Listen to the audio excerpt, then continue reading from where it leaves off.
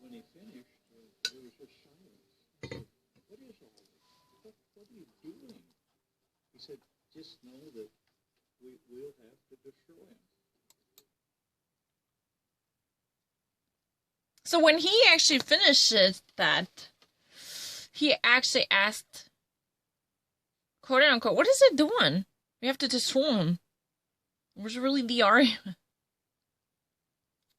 There was a beeping sound because he actually uses somewhat profane words, expletive, right? We were watching this on TV as we were drinking champagne in the council's office, and I said, "Are you guys ready for this?" They said, "Oh yeah, don't worry about it." Well, they weren't ready. Nobody was ready. So, this person actually said that when they actually watched this, they were actually drinking champagne in the chamber. They were actually saying, "Are you guys actually ready for this?" The staff members actually, they were talking about this issue. "Are you guys actually bracing yourselves for this type of battle ahead of us?" But they were not actually that certain at the time, to tell the truth. None of them were actually, fully ready to pick up the gauntlet, because the challenge ahead of them was daunting, truly, but they failed to estimate the size and scope of it. They were actually drinking champagne, so when they actually somehow stumble upon this news, when they were watching this, they were actually sipping on champagne. I don't think they had any clue what was coming.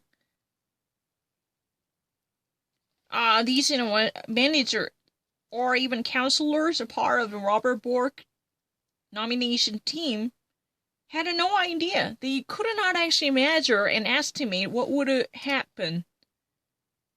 This is, Robert Bork's son, Robert Bork Jr. But at that time, the actual counselors, they actually stacked up the room. They were actually drinking champagne, and they were actually watching what would have come out of a TV screen. Then, are you guys actually ready for this? That means, are you guys steeling yourselves for what would have come? Are you not going to get chickened out? They said yes, but none of them are actually fully ready, because they actually somehow mismeasured the very intensity of the fight. Oh, yeah. What was coming was a full-on political assault led by liberal Democrats. What eventually come out from this was a literally unlimited attack on the nomination of Ronald Reagan from Democrats. So Democrats literally scrambled all their main power to go on this heavy battle. This all-out efforts were thrown into this one single game, because he at all costs wanted to suspend his nomination. This was all-out efforts. They literally scrambled and mobilized all they have. The entire nation's liberal Democrats, or any liberal, from whatever corner of the United States, somehow came out with a picket saying, "No, Bork." Protests, phone banks, and attack ads. So it was really almost like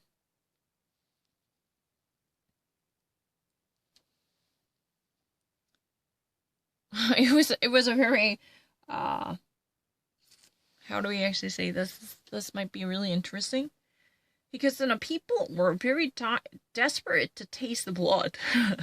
They literally stopped at nothing. They pulled no punches.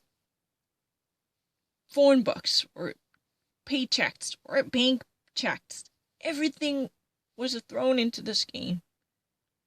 Democrats were desperate. They would actually create a catchy word or they wanted to actually tap into the mindset of whatever apolitical figures across the nation to vitiate the very reputation of relatively well-respected jurist. His judgeship heralds the era of segregation. That kind of sentiment was so prevalent. It was literally everywhere. They actually moved heaven and earth to derail his nomination, for sure.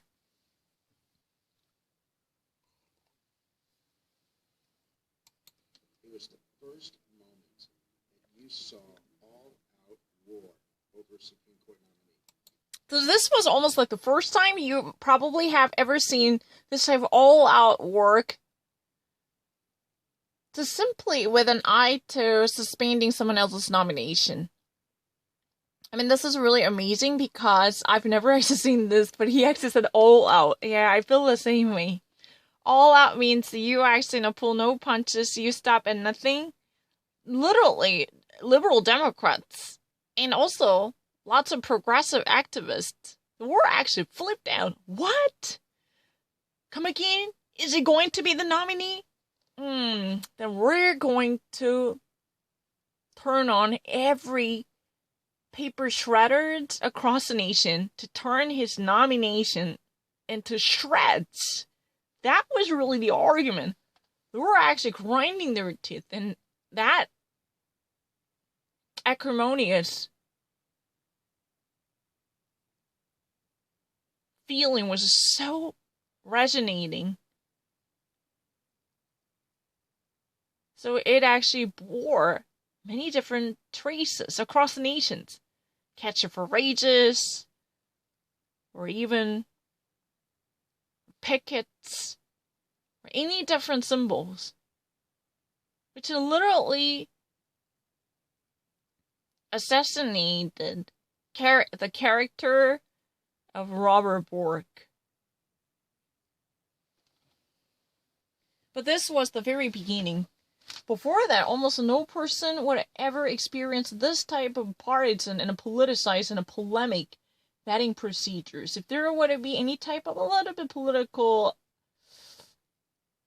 or politically active judge who wants to be a justice, but there would be just respectable procedures regardless of the consequences, for sure. There were indeed a certain judges or legal scholars who could not eventually move on to become the Supreme Court justices, for sure. However, no fight was this much nasty, almost dog-eat-dog type of crazy all-out war. This was the beginning of the ever more deepening gorge between the Republicans and Democrats.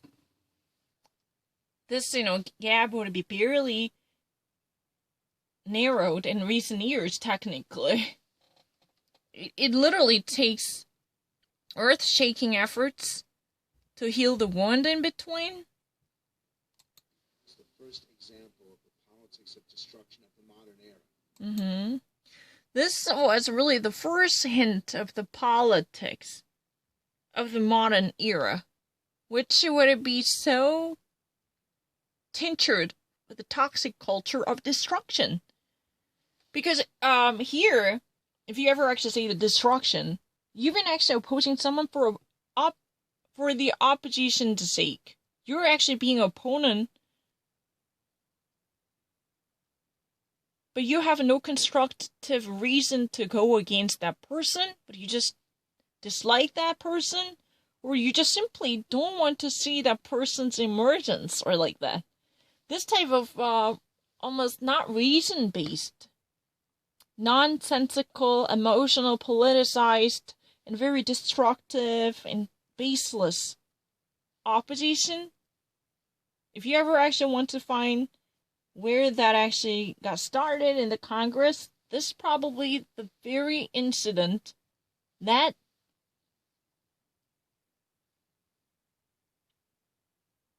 predicts the future of destruction.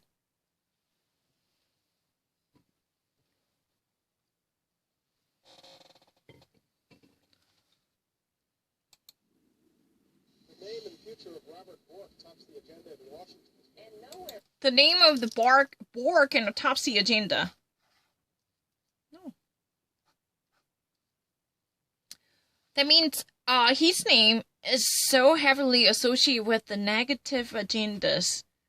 So no other issue can even gain a ground amongst any type of liberals. No, I don't want to actually hear anything from you. You know what? If you ever actually listen to the loud noise coming from my neighbor, you would actually notice the severity of this type of irritation. I don't really like to hear the stomping. I'm not lying. But this is really the beginning. That very premonition you probably have experienced from this event could have possibly been proven correct. This has been proven correct. I'm 100% certain.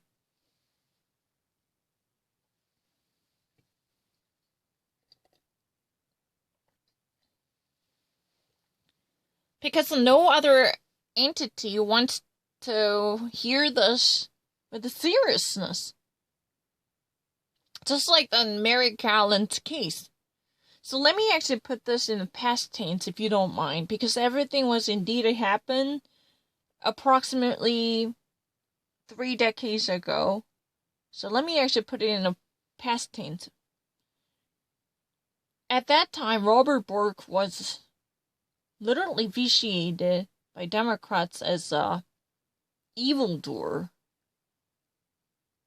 whose presence in the Supreme Court wanted to arrange the nature of social justice witnessed in the past few decades by reviving the ugly traditions of the dark era, including segregation and ban on abortion and Puritan conservatism, like this. So he's policy-oriented philosophy or jurisprudence or legal philosophy. None of them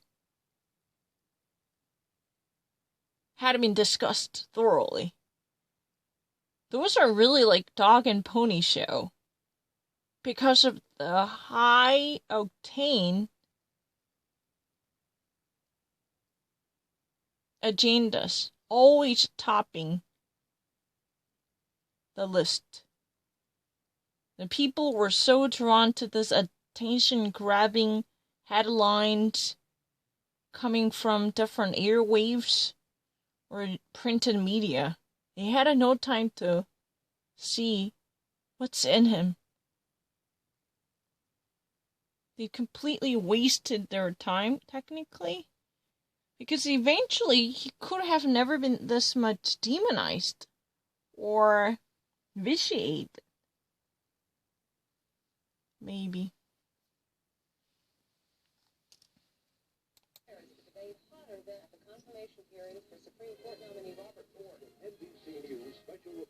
The Judiciary Committee hearings, led by the Democrats, were broadcast on national television.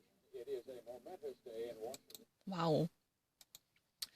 The actual hearings were broadcast by the national TV like NBC. There was a Tom Brokaw who was delivering the news to every household in America. The initial hearing taking place on the Senate floor by the Judiciary Committee for the first time was delivered to every doorstep of America.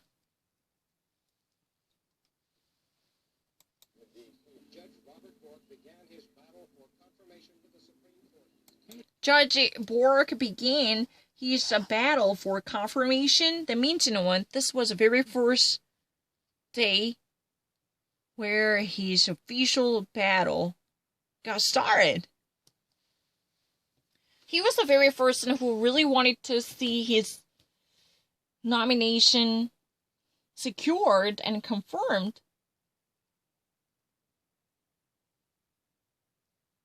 Even though all the odds were stacking up against him, because there was no such an environment this much toxic to bring out the worst type of political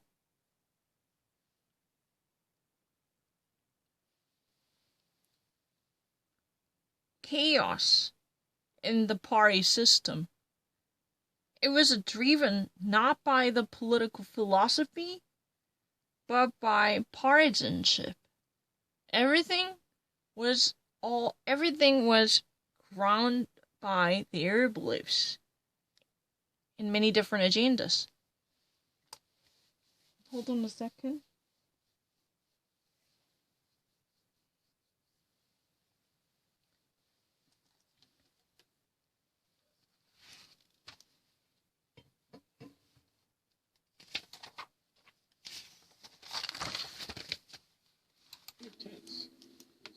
It was TV lights, very hot TV lights. In a certain sense, when you're the family member, that there's absolutely nothing you can do. From the standpoint of Robert Bork's son, Robert Bork Jr., everything was very hot. The temperature itself was boiling. There were cameras stationed, and that they knew all too well it was a broadcast across the nation. This was almost the first time this much media blitz was brought inside the epicenter of nominee confirmation, right? But there wasn't nothing you can actually do, even if you're a family member. Because you actually always have a very great friendly relationship. But as a family member, as a mere private acquaintance in this official setting, your hands are tied. Personally, no matter how close you are to this person, there is nothing you can actually do to support and stand up for someone you love. Because this is probably the most solemn stance you can ever think of.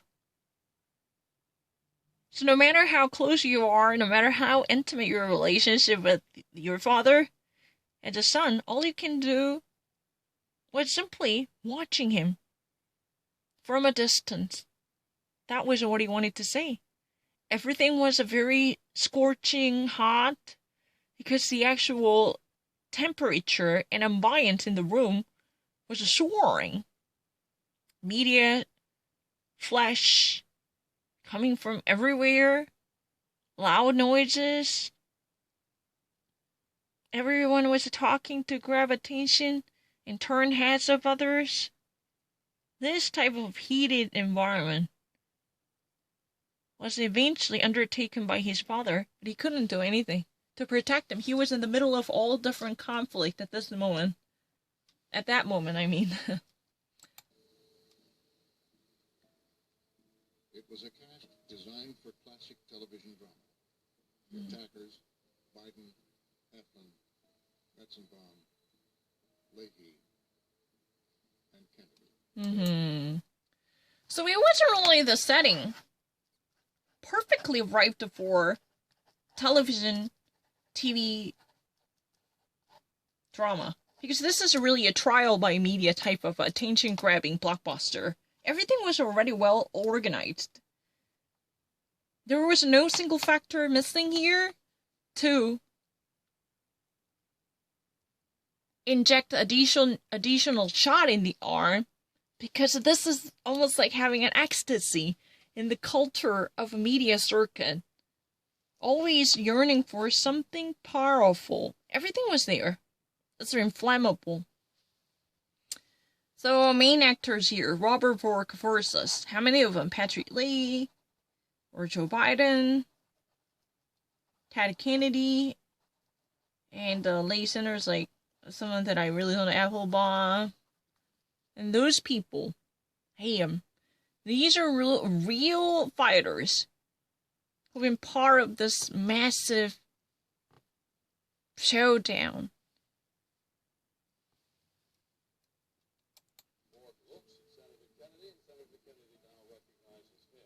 I was glued to the television like everybody else. I was as smitten by all the television. Mm-hmm. So, Senator Tom Daschle, if you ever remember President Obama's healthcare, you'll probably remember Tom Daschle. At the very beginning, Tom Daschle was the person who offered a certain type of proposal, which he somehow briefly captivated President Obama before he actually left the White House. You remember him? But Tom Daschle was also part of it. He was actually glued to the TV screen, and he was actually, completely affixed on TV, just like the rest of people. He was fixated on TV. He couldn't actually take his eyes off from the screen because, that issue was breathtaking and riveting. He was actually completely attracted to what's taking place in the Senate.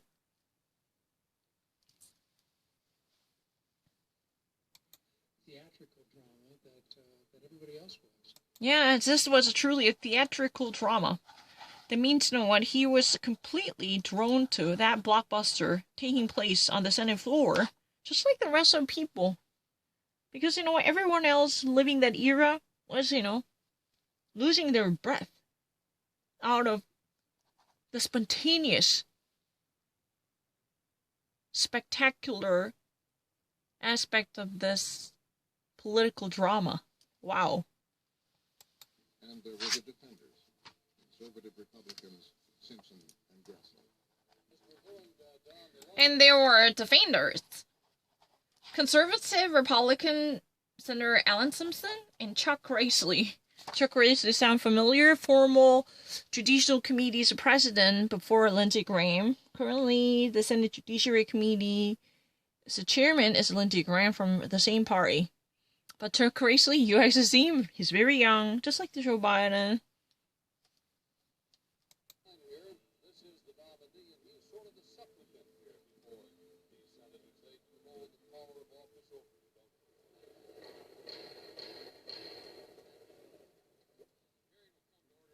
Somebody was going to win and somebody was going to lose. How was this going to play out? And that, I think, had a gripping effect on an audience. Mm-hmm. So, you know what? If you ever actually watch the theatrical, like, sports battle, everyone knew that there was going to be a winner and there was going to be a loser, right? Somebody's going to be a winner and somebody's going to be a loser. But no one actually knows who would that be. I mean, who would be a winner? I don't know, was really the sentiment. Because people could not ascertain the actual result of this mega battle. That was what's so gripping about this political spectator scene, right?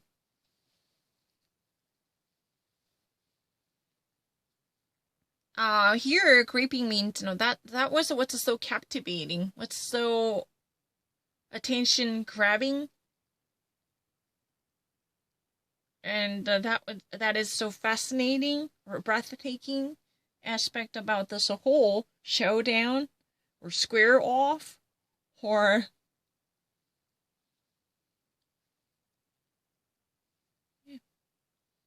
because if you ever actually see that this is really a spectacular suspense, right? If there was any type of genre that might actually be given to this, you might actually call it a sports game or sports game battle, or even actually, it's the whole process would it be reaching the final end result.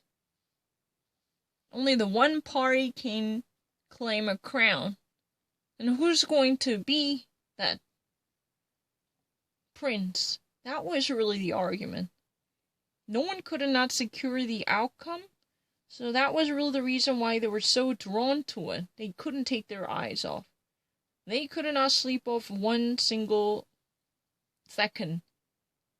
They could not sleep a wink, spiritually, psychologically, because this was so powerfully magnetic.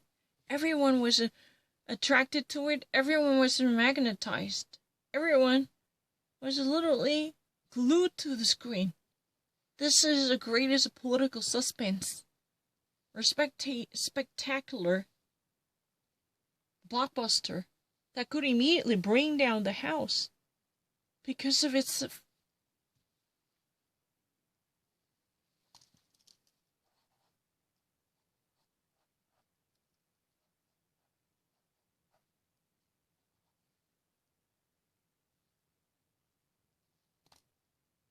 intrigues, per se. It's so intriguing. There are lots of aspects associated with the political plots.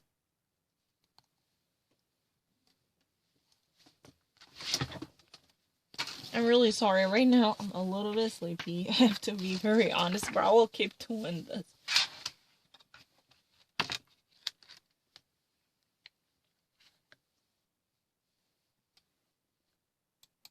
Welcome everyone here this morning. Joe Biden was the chairman of the committee, and at the time, in his first bid for president. Because Joe Biden was running for president, his staff set the hearing room up in a way to elevate him. So at that time, Joe Biden was actually up for his first presidential bid. You know, if you ever actually listen to what Jake Tapper said today, in 1987, Joe Biden was more loosened up when it comes to his speech. He was taking liberties with his freedom of speech. That means he was not actually making a full control of his tongue. Right now, Joe Biden was humbled and seasoned by the trials and tribulations of his life, right? So everyone would have noticed that he's really like presidential for sure. Very presidential figure with humbleness. But at that time, Joe Biden was not that kind of person. He was full of vibes, but with a little downside of his energy and verve. He was less prudent. But the thing is, when Joe Biden was running for president for the first time, the whole setting was established to feature him, because that was a support from his party. The whole judicial committee was taking this type of